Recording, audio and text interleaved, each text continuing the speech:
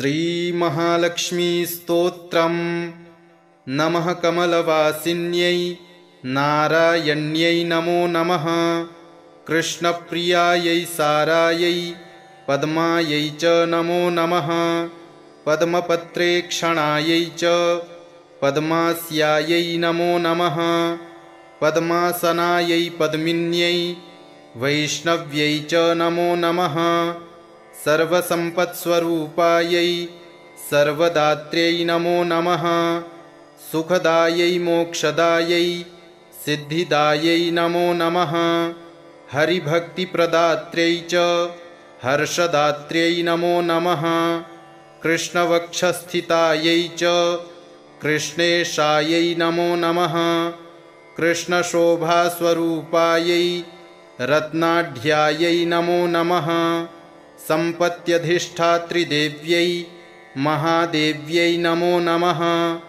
सस्याधिष्ठात्रिदेव्यै च सस्यलक्ष्म्यै नमो नमः। नमो बुद्धिस्वरूपायै बुद्धिदायै नमो नमः।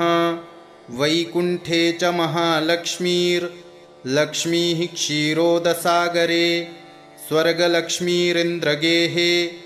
राजलक्ष्मीर्नृपालये गृहलक्ष्मीश्च गृहिणां गेहे च गृहदेवता सुरभिः सा गवां माता दक्षिणा यज्ञकामिनी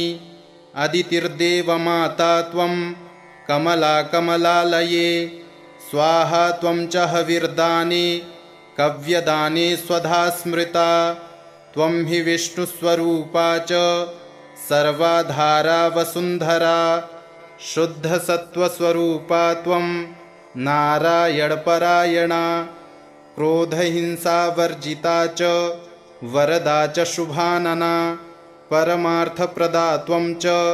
हरिदास्यप्रदा परा यया विना जगत्सर्वं भस्मीभूतमसारकं जीवन्मृतं च विश्वं च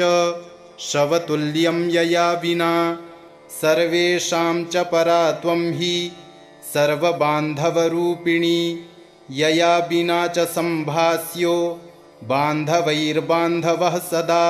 त्वया हीनो बन्धुहीनस्त्वया युक्तः स बान्धवः धर्मार्थकाममोक्षाणां त्वं च कारणरूपिणी स्तनन्धयानां त्वं माता शिशूनां शैशवे तथा त्वं सर्वदा माता सर्वेषां सर्वविश्वतः त्यक्तस्तनो मातृहीनः स चेज्जीवति दैवतः त्वया हीनो जनः कोऽपि न जीवत्येव निश्चितं सुप्रसन्नस्वरूपा त्वं मे प्रसन्ना भवाम्बिके वैरिग्रस्तं च विषयं देहि मह्यं सनातनी वयं यावत् त्वया हीना बन्धुहीनाश्च भिक्षुकाः सर्वसम्पद्विहीनाश्च तावदेव हरिप्रिये राज्यं देहि श्रियं देहि बलं देहि सुरेश्वरी कीर्तिं देहि धनं देहि पुत्रान् मह्यं च देहि मे कामं देहि मतिं देहि भोगान् देहि हरिप्रिये ज्ञानं देहि च धर्मं च सर्वसौभाग्यमीप्सितं सर्वाधिकारमेवं वै प्रभावां च प्रतापकं जयं पराक्रमं युद्धे परमैश्वर्यमेव च इत्युक्त्वा तु महेन्द्रश्च सर्वैः सुरगणैः सह ननाम साश्रुनेत्रोऽयं मूर्ध्ना चैव पुनः पुनः ब्रह्मा च शङ्करश्चैव शेषो धर्मश्च केशवः सर्वे चक्रुः परिहारं सुरार्थे च पुनः पुनः देवेभ्यश्च वरं दत्त्वा पुष्पमालां मनोहरां केशवाय ददौ लक्ष्मी सन्तुष्टासुरसंसदि ययुर्दैवाश्च सन्तुष्टाः स्वं स्वं स्थानं च नारद देवी ययौ हरेः क्रोडं हृष्टां क्षीरोदशायिनः ययतुस्तौ स्वस्वगृहं ब्रह्मेशानौ च नारद दत्त्वा शुभाशिषं तौ च देवेभ्यः प्रीतिपूर्वकम् इदं स्तोत्रं महापुण्यं त्रिसन्ध्यं यः पठेन्नरः कुबेरतुल्यः स भवेत् द्राजराजेश्वरो महान् सिद्धस्तोत्रं यदि पठेत् सोऽपि कल्पतरुर्नरः पञ्चलक्षजपेनैव स्तोत्रसिद्धिर्भवेन्नृणां सिद्धस्तोत्रं यदि पठेन् मासमेकं च संयतः महासुखी च राजेन्द्रो भविष्यति न संशयः। नमः कमलवासिन्यै नारायण्यै नमो नमः कृष्णप्रियायै सारायै पद्मायै च नमो नमः पद्मपत्रेक्षणायै च पद्मास्यायै नमो नमः पद्मासनायै पद्मिन्यै वैष्णव्यै च नमो नमः सर्वसम्पत्स्वरूपायै सर्वदात्र्यै नमो नमः सुखदायै मोक्षदायै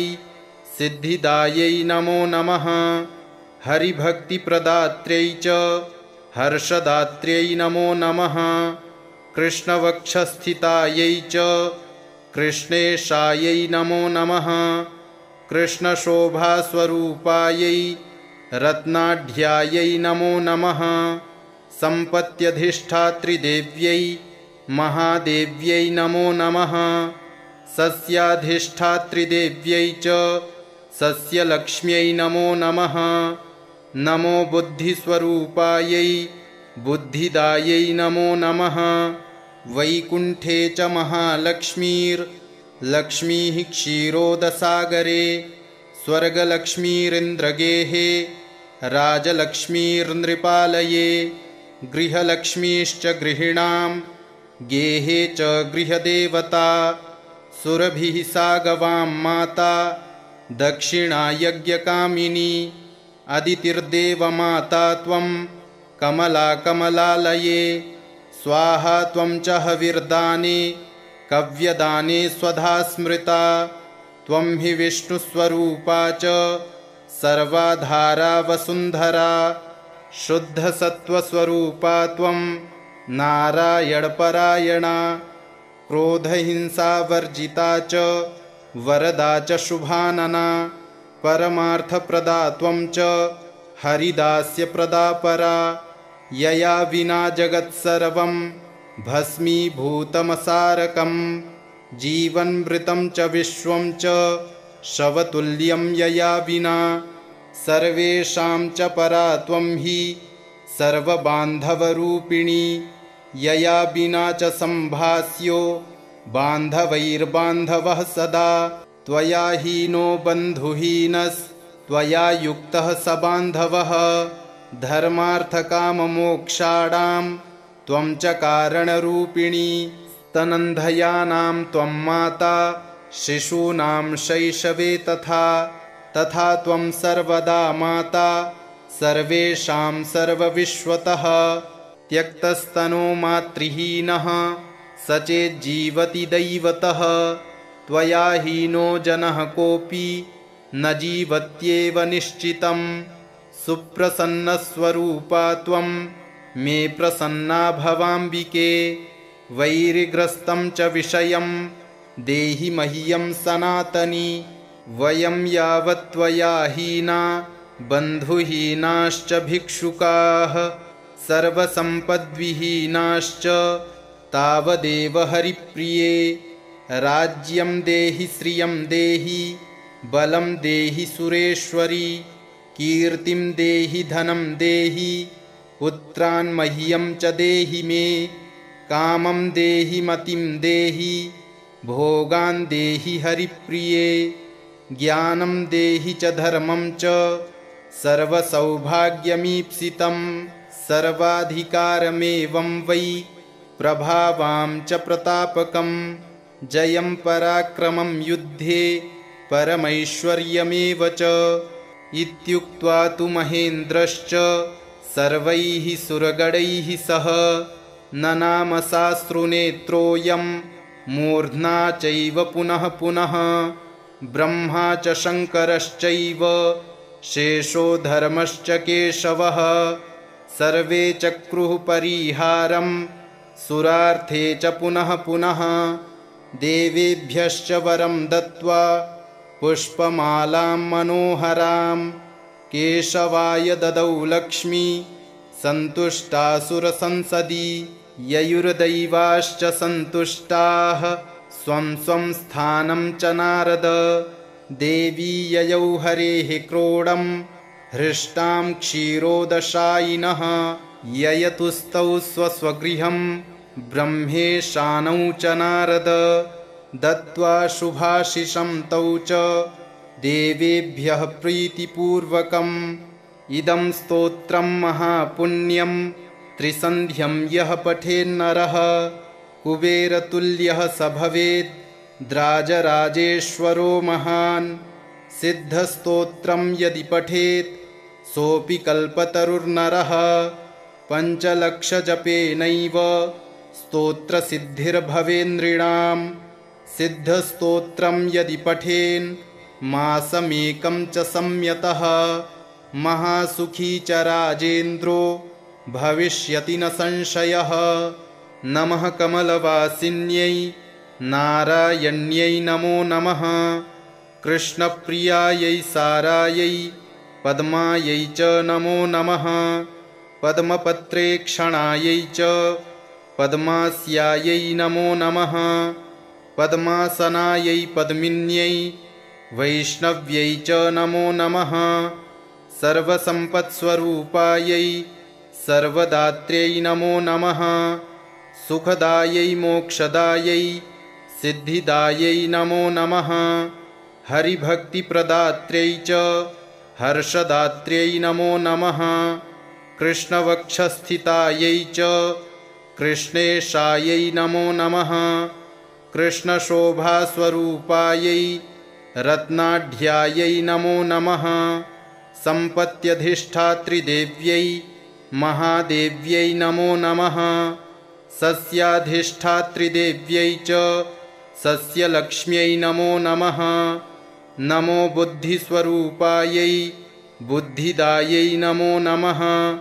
वैकुण्ठे च महालक्ष्मीर्लक्ष्मीः क्षीरोदसागरे स्वर्गलक्ष्मीरिन्द्रगेहे राजलक्ष्मीर्नृपालये गृहलक्ष्मीश्च गृहिणां गेहे च गृहदेवता सुरभिः सा गवां माता दक्षिणा यज्ञकामिनी अदितिर्देवमाता त्वं कमला कमलालये स्वाहा त्वं च हविर्दाने कव्यदाने स्वधा स्मृता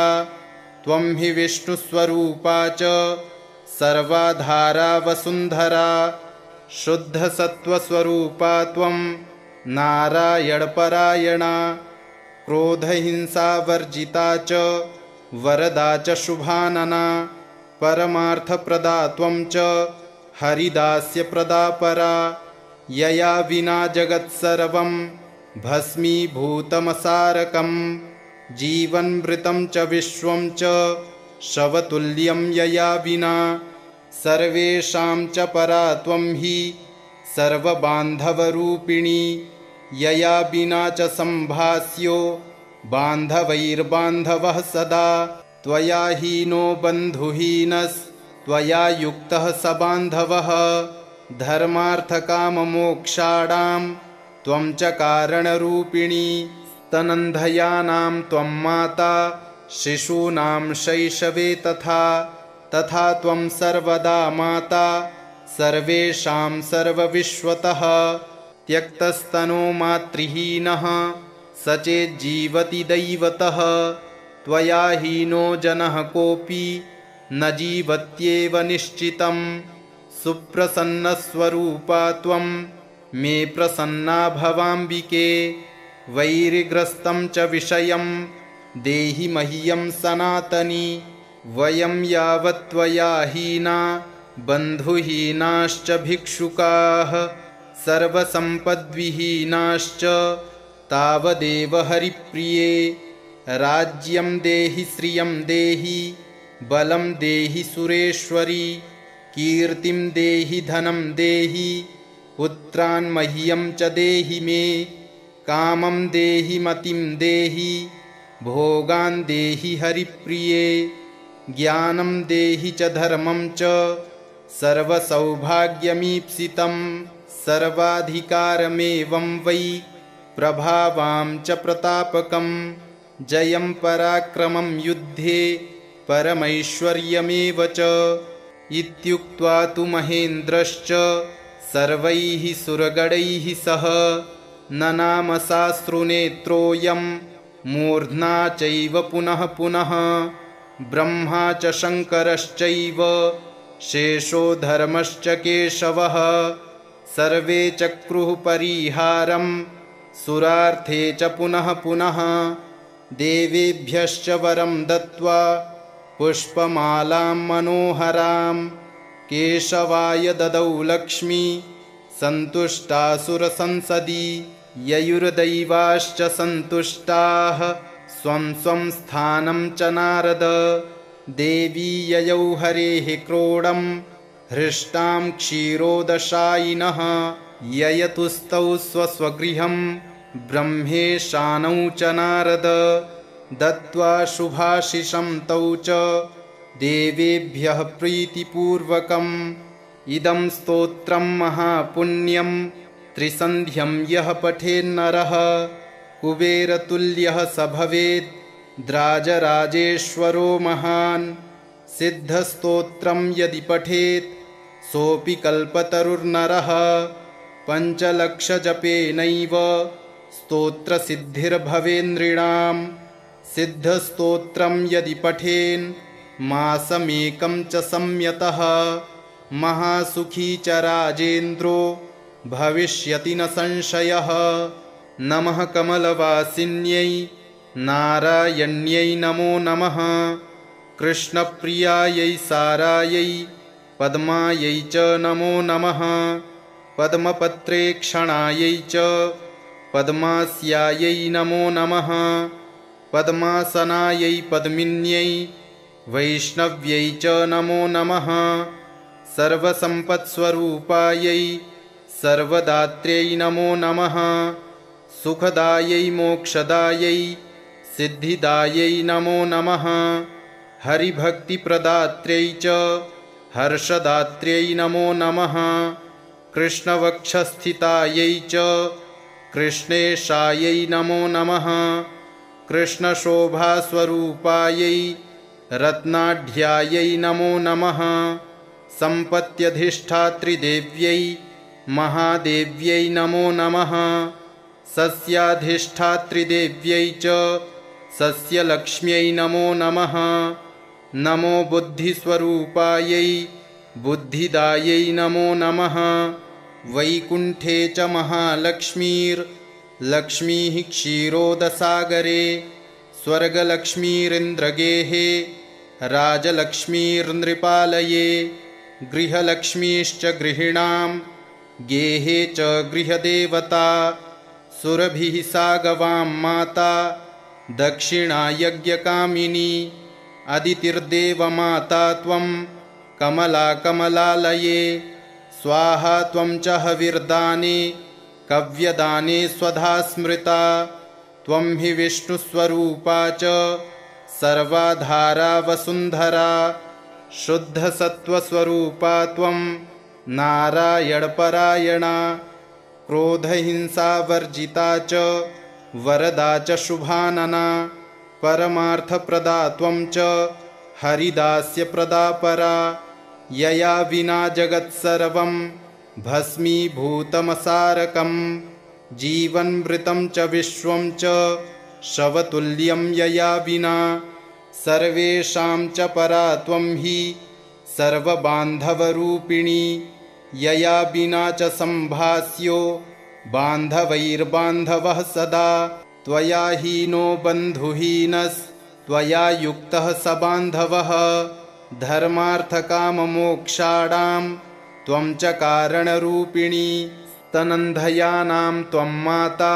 शिशूनां शैशवे तथा त्वं सर्वदा माता सर्वेषां सर्वविश्वतः त्यक्तस्तनो मातृहीनः स चेज्जीवति दैवतः त्वया हीनो जनः कोऽपि न जीवत्येव निश्चितम् सुप्रसन्नस्वरूपा त्वं मे प्रसन्ना भवाम्बिके वैरिग्रस्तं च विषयं देहि मह्यं सनातनी वयं यावत् त्वया हीना बन्धुहीनाश्च भिक्षुकाः सर्वसम्पद्विहीनाश्च तावदेव हरिप्रिये राज्यं देहि श्रियं देहि बलं देहि सुरेश्वरी कीर्तिं देहि धनं देहि पुत्रान् मह्यं च देहि मे कामं देहि मतिं देहि भोगान् देहि हरिप्रिये ज्ञानं देहि च धर्मं च सर्वसौभाग्यमीप्सितं सर्वाधिकारमेवं वै प्रभावां च प्रतापकं जयं पराक्रमं युद्धे परमैश्वर्यमेव च इत्युक्त्वा तु महेन्द्रश्च सर्वैः सुरगणैः सह ननाम साश्रुनेत्रोऽयं मूर्ध्ना चैव पुनः पुनः ब्रह्मा च शङ्करश्चैव शेषो धर्मश्च केशवः सर्वे चक्रुः परिहारं सुरार्थे च पुनः पुनः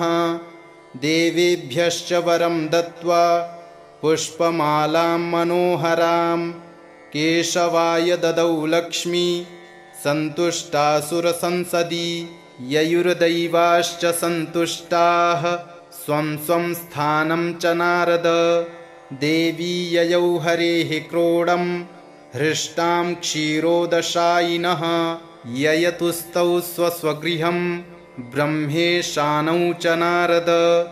दत्त्वा शुभाशिषं तौ च देवेभ्यः प्रीतिपूर्वकम् इदं स्तोत्रं महापुण्यं त्रिसन्ध्यं यः पठेन्नरः कुबेरतुल्यः स भवेद् द्राजराजेश्वरो महान् सिद्धस्तोत्रं यदि पठेत् सोऽपि कल्पतरुर्नरः पञ्चलक्षजपेनैव स्तोत्रसिद्धिर्भवेन्नृणां सिद्धस्तोत्रं यदि पठेन् मासमेकं च संयतः महासुखी च राजेन्द्रो भविष्यति न संशयः नमः कमलवासिन्यै नारायण्यै नमो नमः कृष्णप्रियायै सारायै पद्मायै च नमो नमः पद्मपत्रेक्षणायै च पद्मास्यायै नमो नमः पद्मासनायै पद्मिन्यै वैष्णव्यै च नमो नमः सर्वसम्पत्स्वरूपायै सर्वदात्र्यै नमो नमः सुखदायै मोक्षदायै सिद्धिदायै नमो नमः हरिभक्तिप्रदात्र्यै च हर्षदात्र्यै नमो नमः कृष्णवक्षस्थितायै च कृष्णेशायै नमो नमः कृष्णशोभास्वरूपायै रत्नाढ्यायै नमो नमः सम्पत्यधिष्ठात्रिदेव्यै महादेव्यै नमो नमः सस्याधिष्ठात्रिदेव्यै च सस्यलक्ष्म्यै नमो नमः नमो बुद्धिस्वरूपायै बुद्धिदायै नमो नमः वैकुण्ठे च महालक्ष्मीर्लक्ष्मीः क्षीरोदसागरे स्वर्गलक्ष्मीरिन्द्रगेहे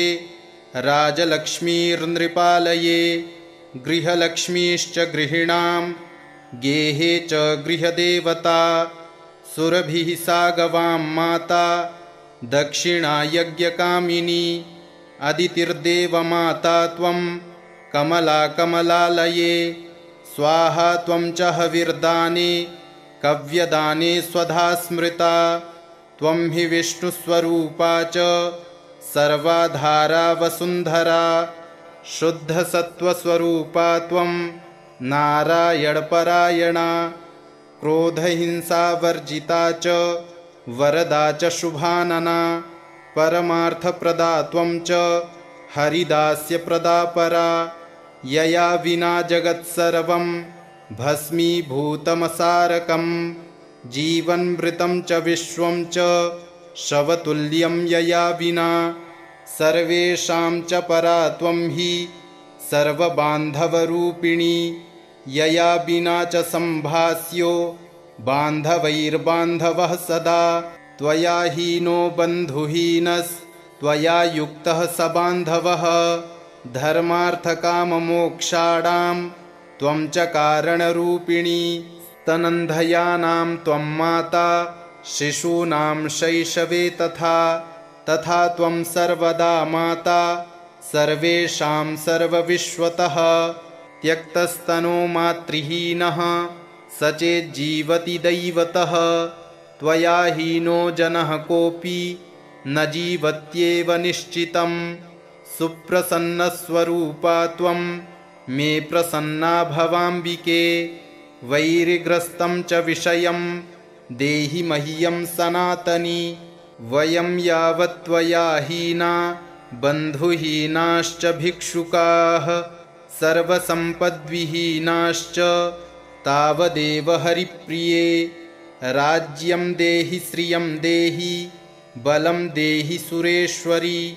कीर्तिं देहि धनं देहि पुत्रान् मह्यं च देहि मे कामं देहि मतिं देहि भोगान् देहि हरिप्रिये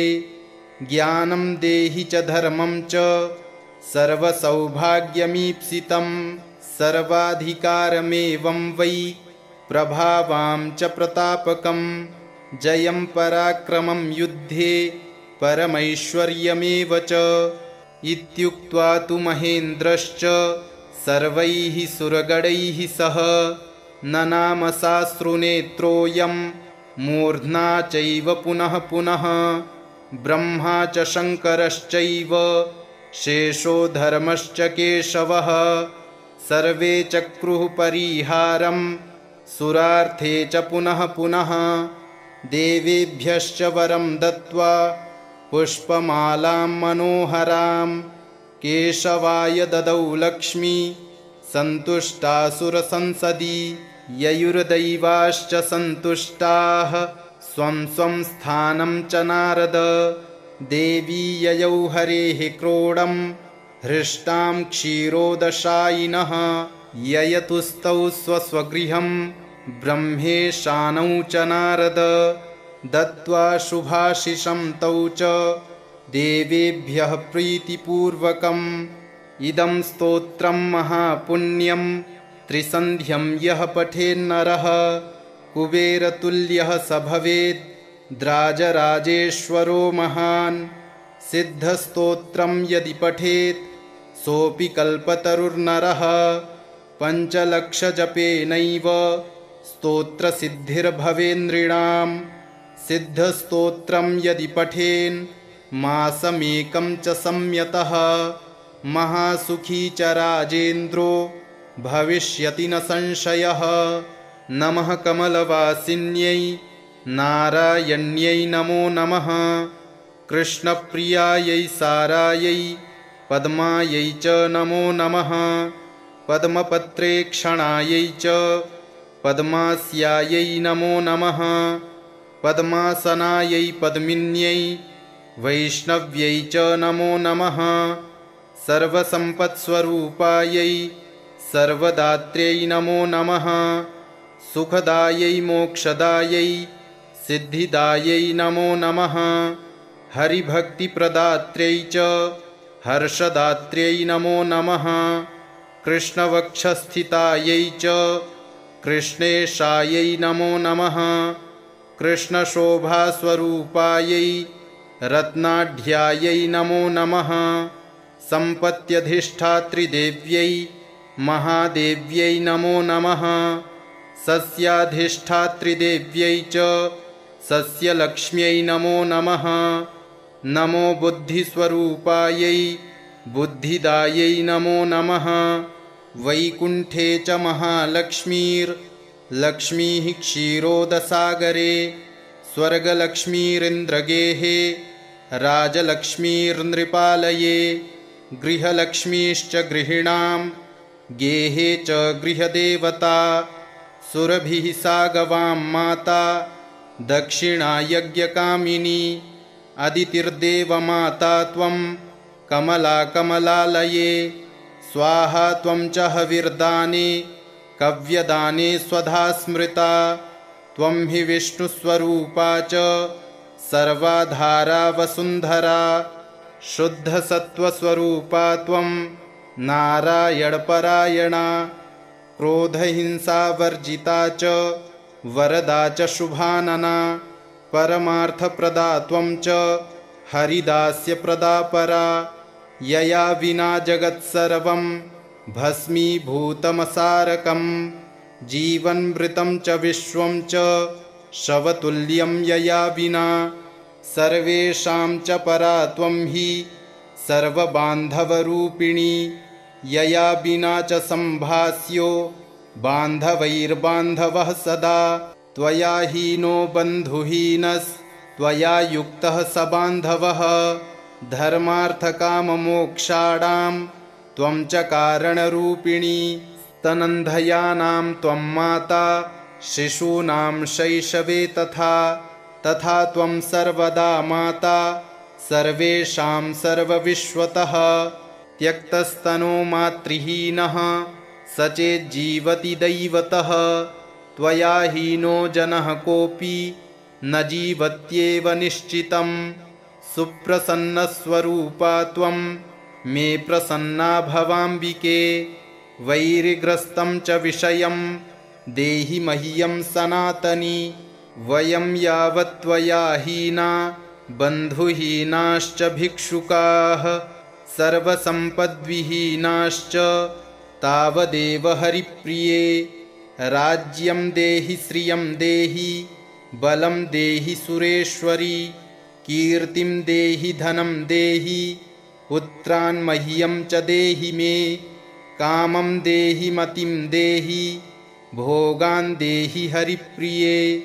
ज्ञानं देहि च धर्मं च सर्वसौभाग्यमीप्सितं सर्वाधिकारमेवं वै प्रभावां च प्रतापकं जयं पराक्रमं युद्धे परमैश्वर्यमेव च इत्युक्त्वा तु महेन्द्रश्च सर्वैः सुरगणैः सह ननाम साश्रुनेत्रोऽयं मूर्ध्ना चैव पुनः पुनः ब्रह्मा च शङ्करश्चैव शेषो धर्मश्च केशवः सर्वे चक्रुः परिहारं सुरार्थे च पुनः पुनः देवेभ्यश्च वरं दत्त्वा पुष्पमालां मनोहरां केशवाय ददौ लक्ष्मी सन्तुष्टासुरसंसदि ययुर्दैवाश्च सन्तुष्टाः स्वं स्वं स्थानं च नारद देवी ययौ हरेः क्रोडं हृष्टां क्षीरोदशायिनः ययतुस्तौ स्वस्वगृहं ब्रह्मेशानौ च नारद दत्त्वा शुभाशिषं तौ च देवेभ्यः प्रीतिपूर्वकम् इदं स्तोत्रं महापुण्यं त्रिसन्ध्यं यः पठेन्नरः कुबेरतुल्यः स भवेत् द्राजराजेश्वरो महान् सिद्धस्तोत्रं यदि पठेत् सोऽपि कल्पतरुर्नरः पञ्चलक्षजपेनैव स्तोत्रसिद्धिर्भवेन्नृणां सिद्धस्तोत्रं यदि पठेन् मासमेकं च संयतः महासुखी च राजेन्द्रो भविष्यति न संशयः नमः कमलवासिन्यै नारायण्यै नमो नमः कृष्णप्रियायै सारायै पद्मायै च नमो नमः पद्मपत्रेक्षणायै च पद्मास्यायै नमो नमः पद्मासनायै पद्मिन्यै वैष्णव्यै च नमो नमः सर्वसम्पत्स्वरूपायै सर्वदात्र्यै नमो नमः सुखदायै मोक्षदायै सिद्धिदायै नमो नमः हरिभक्तिप्रदात्र्यै च हर्षदात्र्यै नमो नमः कृष्णवक्षस्थितायै च कृष्णेशायै नमो नमः। कृष्णशोभास्वरूपायै रत्नाढ्यायै नमो नमः। सम्पत्यधिष्ठात्रिदेव्यै महादेव्यै नमो नमः। सस्याधिष्ठात्रिदेव्यै च सस्यलक्ष्म्यै नमो नमः। नमो बुद्धिस्वरूपायै बुद्धिदायै नमो नमः। वैकुण्ठे च महालक्ष्मीर्लक्ष्मीः क्षीरोदसागरे स्वर्गलक्ष्मीरिन्द्रगेहे राजलक्ष्मीर्नृपालये गृहलक्ष्मीश्च गृहिणां गेहे च गृहदेवता सुरभिः सा गवां माता दक्षिणा यज्ञकामिनी अदितिर्देवमाता त्वं कमला कमलालये स्वाहा त्वं च हविर्दाने कव्यदाने स्वधा स्मृता त्वं हि विष्णुस्वरूपा च सर्वाधारा वसुन्धरा शुद्धसत्त्वस्वरूपा त्वं नारायणपरायणा क्रोधहिंसावर्जिता च वरदा च शुभानना परमार्थप्रदा त्वं च हरिदास्यप्रदा परा यया विना जगत्सर्वं भस्मीभूतमसारकं जीवन्मृतं च विश्वं च शवतुल्यं यया विना सर्वेषां च परा त्वं हि सर्वबान्धवरूपिणी यया विना च सम्भास्यो बान्धवैर्बान्धवः सदा त्वया हीनो बन्धुहीनस्त्वया युक्तः स बान्धवः धर्मार्थकाममोक्षाणां त्वं च कारणरूपिणी स्तनन्धयानां त्वं माता शिशूनां शैशवे तथा त्वं सर्वदा माता सर्वेषां सर्वविश्वतः त्यक्तस्तनो मातृहीनः स चेज्जीवति दैवतः त्वया हीनो जनः कोऽपि न जीवत्येव निश्चितम्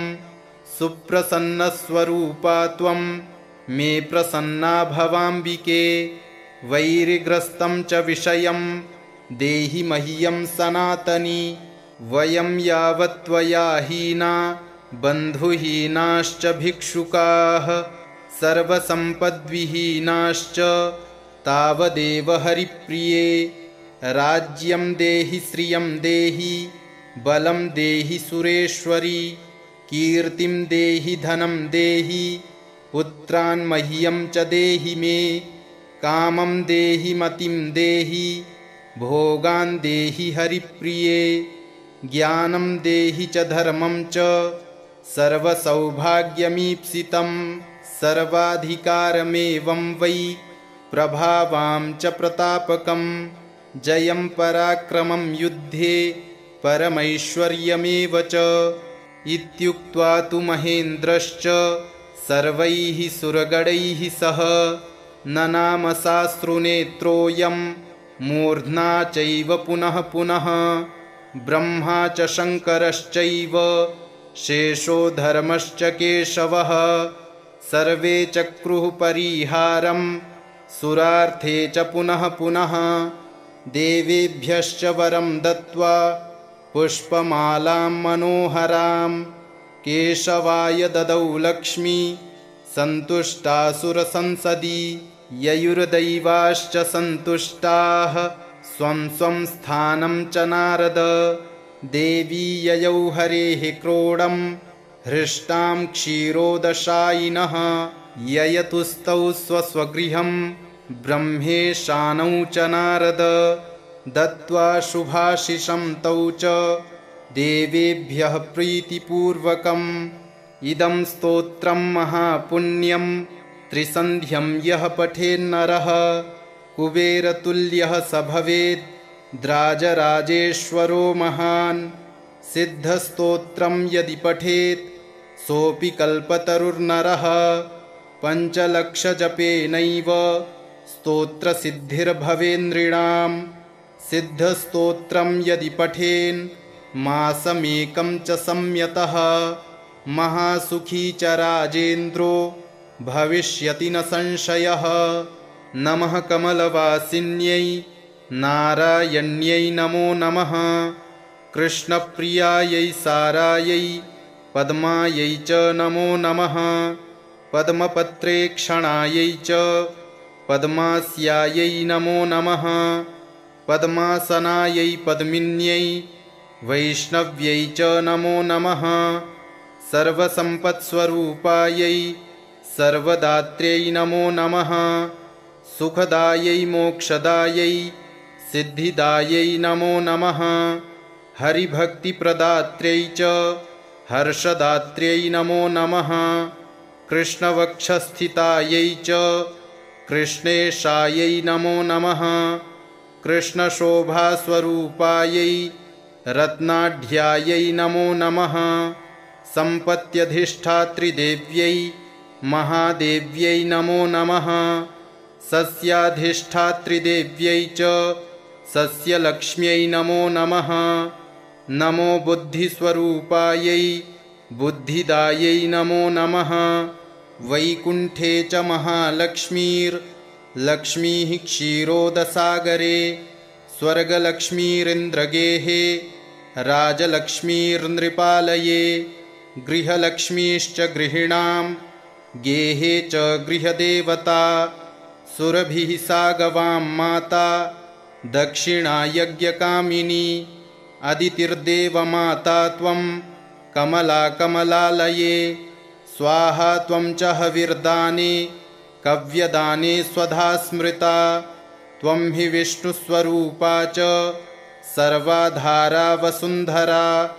शुद्धसत्त्वस्वरूपा त्वं नारायणपरायणा क्रोधहिंसावर्जिता च वरदा च शुभानना परमार्थप्रदा त्वं च हरिदास्यप्रदा परा यया विना जगत्सर्वं भस्मीभूतमसारकं जीवन्मृतं च विश्वं च शवतुल्यं यया विना सर्वेषां च परा त्वं हि सर्वबान्धवरूपिणी यया विना च सम्भास्यो बान्धवैर्बान्धवः सदा त्वया हीनो बन्धुहीनस्त्वया युक्तः स बान्धवः धर्मार्थकाममोक्षाणां त्वं च कारणरूपिणी स्तनन्धयानां त्वं माता शिशूनां शैशवे तथा त्वं सर्वदा माता सर्वेषां सर्वविश्वतः त्यक्तस्तनो मातृहीनः स चेज्जीवति दैवतः त्वया हीनो जनः कोऽपि न जीवत्येव निश्चितं सुप्रसन्नस्वरूपा त्वं मे प्रसन्ना भवाम्बिके वैरिग्रस्तं च विषयं देहि मह्यं सनातनी वयं यावत् त्वया हीना बन्धुहीनाश्च भिक्षुकाः सर्वसम्पद्विहीनाश्च तावदेव हरिप्रिये राज्यं देहि श्रियं देहि बलं देहि सुरेश्वरी कीर्तिं देहि धनं देहि पुत्रान् मह्यं च देहि मे कामं देहि मतिं देहि भोगान् देहि हरिप्रिये ज्ञानं देहि च धर्मं च सर्वसौभाग्यमीप्सितं सर्वाधिकारमेवं वै प्रभावां च प्रतापकं जयं पराक्रमं युद्धे परमैश्वर्यमेव च इत्युक्त्वा तु महेन्द्रश्च सर्वैः सुरगणैः सह ननाम साश्रुनेत्रोऽयं मूर्ध्ना चैव पुनः पुनः ब्रह्मा च शङ्करश्चैव शेषो धर्मश्च केशवः सर्वे चक्रुः परिहारं सुरार्थे च पुनः पुनः देवेभ्यश्च वरं दत्त्वा पुष्पमालां मनोहरां केशवाय ददौ लक्ष्मी सन्तुष्टासुरसंसदि ययुर्दैवाश्च सन्तुष्टाः स्वं स्वं स्थानं च नारद देवी ययौ हरेः क्रोडं हृष्टां क्षीरोदशायिनः ययतुस्तौ स्वस्वगृहं ब्रह्मेशानौ च नारद दत्त्वा शुभाशिषं तौ च देवेभ्यः प्रीतिपूर्वकम् इदं स्तोत्रं महापुण्यं त्रिसन्ध्यं यः पठेन्नरः कुबेरतुल्यः स भवेत् द्राजराजेश्वरो महान्। सिद्धस्तोत्रं यदि पठेत् सोऽपि कल्पतरुर्नरः पञ्चलक्षजपेनैव स्तोत्रसिद्धिर्भवेन्नृणाम्। सिद्धस्तोत्रं यदि पठेन् मासमेकं च संयतः महासुखी च राजेन्द्रो भविष्यति न संशयः। नमः कमलवासिन्यै नारायण्यै नमो नमः। कृष्णप्रियायै सारायै पद्मायै च नमो नमः। पद्मपत्रेक्षणायै च पद्मास्यायै नमो नमः। पद्मासनायै पद्मिन्यै वैष्णव्यै च नमो नमः। सर्वसम्पत्स्वरूपायै सर्वदात्र्यै नमो नमः। सुखदायै मोक्षदायै सिद्धिदायै नमो नमः। हरिभक्तिप्रदात्र्यै च हर्षदात्र्यै नमो नमः। कृष्णवक्षस्थितायै च कृष्णेशायै नमो नमः। कृष्णशोभास्वरूपायै रत्नाढ्यायै नमो नमः। सम्पत्यधिष्ठात्रिदेव्यै महादेव्यै नमो नमः। सस्याधिष्ठात्रिदेव्यै च सस्यलक्ष्म्यै नमो नमः। नमो बुद्धिस्वरूपायै बुद्धिदायै नमो नमः। वैकुण्ठे च महालक्ष्मीर्लक्ष्मीः क्षीरोदसागरे स्वर्गलक्ष्मीरिन्द्रगेहे राजलक्ष्मीर्नृपालये गृहलक्ष्मीश्च गृहिणां गेहे च गृहदेवता सुरभिः सा गवां माता दक्षिणा यज्ञकामिनी अदितिर्देवमाता त्वं कमला कमलालये स्वाहा त्वं च हविर्दाने कव्यदाने स्वधा स्मृता त्वं हि विष्णुस्वरूपा च सर्वाधारा वसुन्धरा शुद्धसत्त्वस्वरूपा त्वं नारायणपरायणा क्रोधहिंसावर्जिता च वरदा च शुभानना परमार्थप्रदा त्वं च हरिदास्यप्रदा परा यया विना जगत्सर्वं भस्मीभूतमसारकं जीवन्मृतं च विश्वं च शवतुल्यं यया विना सर्वेषां च परा त्वं हि सर्वबान्धवरूपिणी यया विना च सम्भास्यो बान्धवैर्बान्धवः सदा त्वया हीनो बन्धुहीनस्त्वया युक्तः स बान्धवः धर्मार्थकाममोक्षाणां त्वं च कारणरूपिणी स्तनन्धयानां त्वं माता शिशूनां शैशवे तथा त्वं सर्वदा माता सर्वेषां सर्वविश्वतः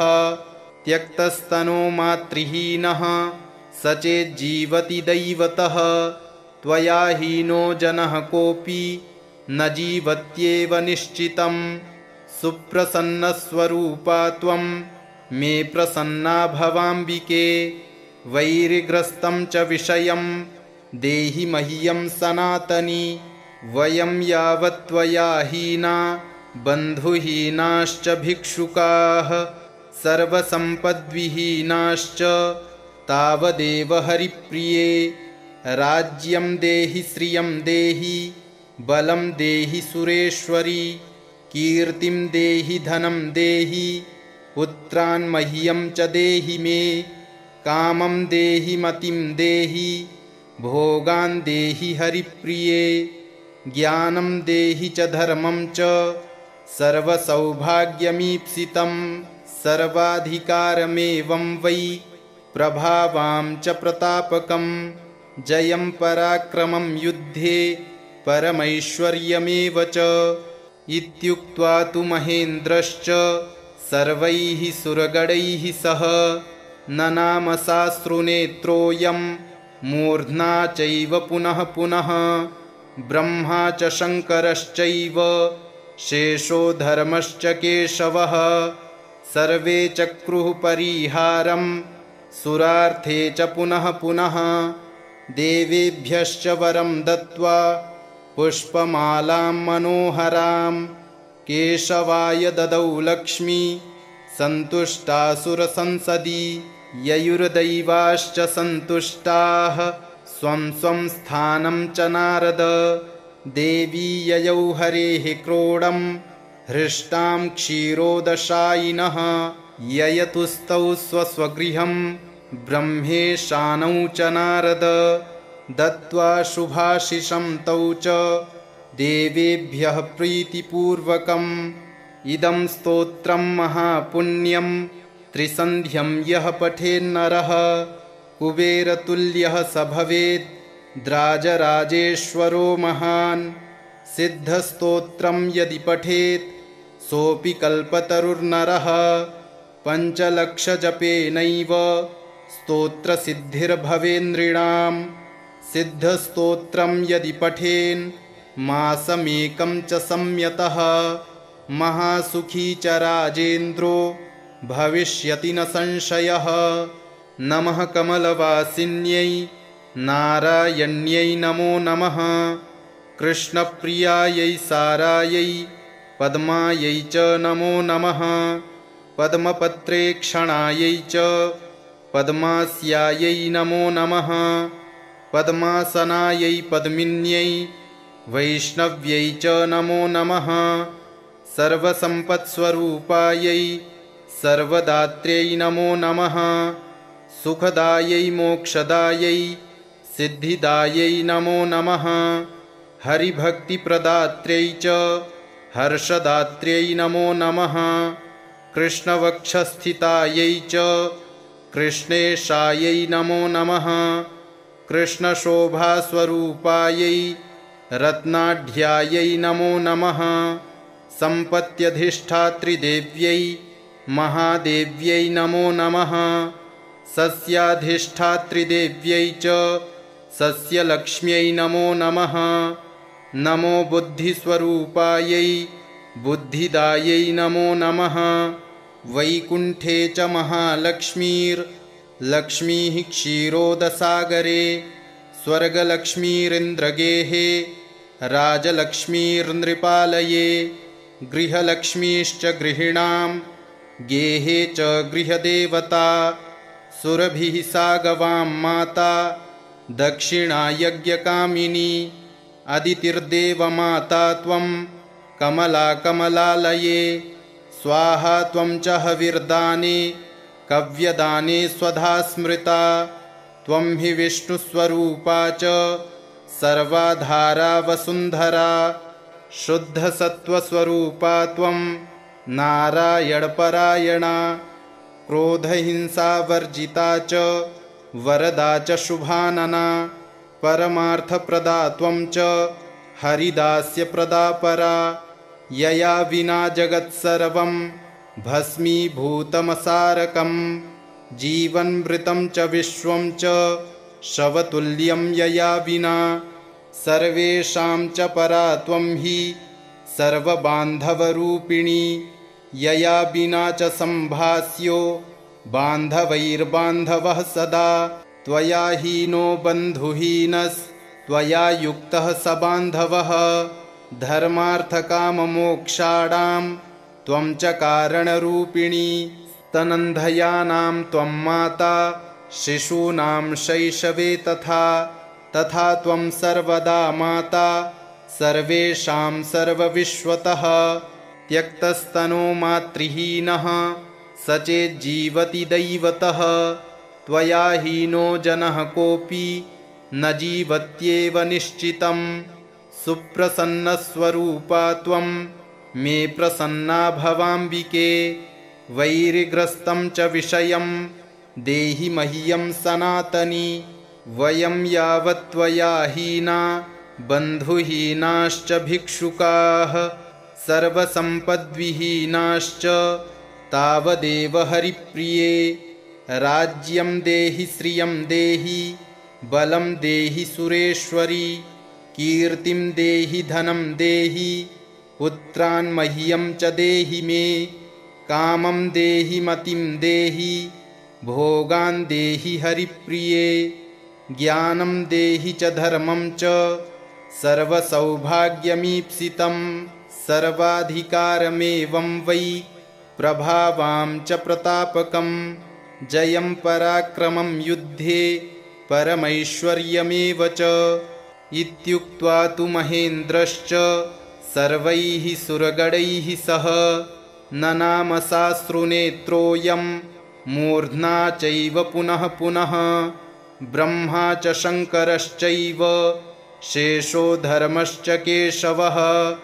सर्वे चक्रुः परिहारं सुरार्थे च पुनः पुनः। देवेभ्यश्च वरं दत्त्वा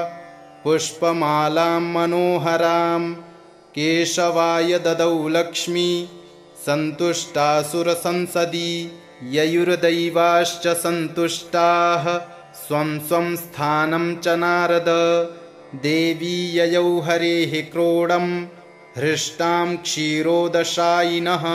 ययतुस्तौ स्वस्वगृहं ब्रह्मेशानौ च नारद, दत्त्वा शुभाशिषं तौ च देवेभ्यः प्रीतिपूर्वकम्। इदं स्तोत्रं महापुण्यं त्रिसन्ध्यं यः पठेन्नरः, कुबेरतुल्यः स भवेत् द्राजराजेश्वरो महान्। सिद्धस्तोत्रं यदि पठेत् सोऽपि कल्पतरुर्नरः,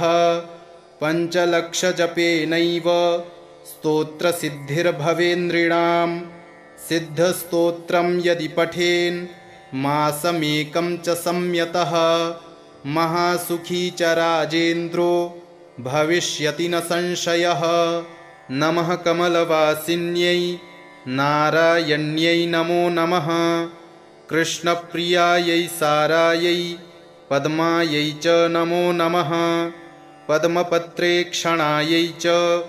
पद्मास्यायै नमो नमः, पद्मासनायै पद्मिन्यै वैष्णव्यै च नमो नमः, सर्वसम्पत्स्वरूपायै सर्वदात्र्यै नमो नमः, सुखदायै मोक्षदायै सिद्धिदायै नमो नमः, हरिभक्तिप्रदात्र्यै च हर्षदात्र्यै नमो नमः, कृष्णवक्षस्थितायै च कृष्णेशायै नमो नमः, कृष्णशोभास्वरूपायै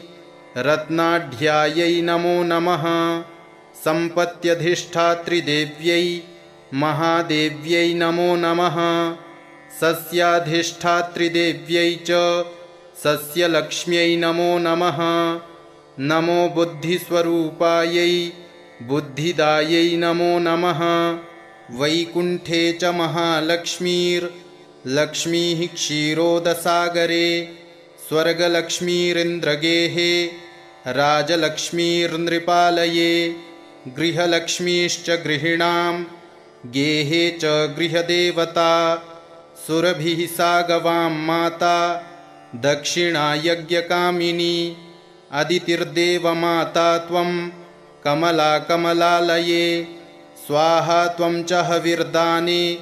कव्यदाने स्वधा स्मृता, त्वं हि विष्णुस्वरूपा च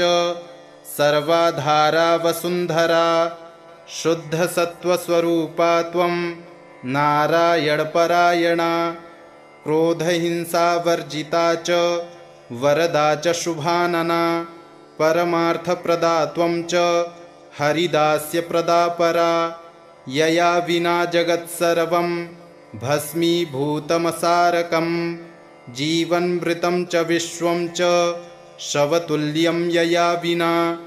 सर्वेषां च परा त्वं हि सर्वबान्धवरूपिणी, यया विना च सम्भास्यो बान्धवैर्बान्धवः सदा, त्वया हीनो बन्धुहीनस्त्वया युक्तः स बान्धवः, धर्मार्थकाममोक्षाणां त्वं च कारणरूपिणी, स्तनन्धयानां त्वं माता शिशूनां शैशवे तथा, तथा त्वं सर्वदा माता सर्वेषां सर्वविश्वतः, त्यक्तस्तनो मातृहीनः स चेज्जीवति दैवतः त्वया हीनो जनः कोऽपि न जीवत्येव निश्चितम् सुप्रसन्नस्वरूपा त्वं